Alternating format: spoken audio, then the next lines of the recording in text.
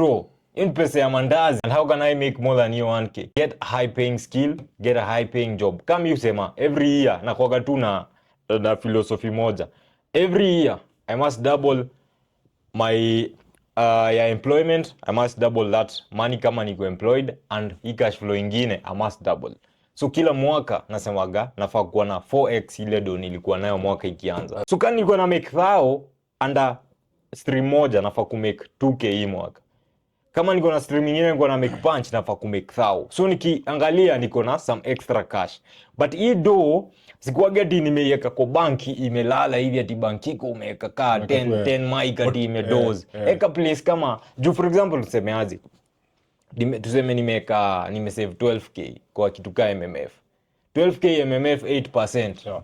Bro, in pesa ya mandazi but unajua na niyo ni one annum. So, sasa mimi nikienda ni get a higher paying skill, nita make you 12k yako na less than 1 month. Yeah.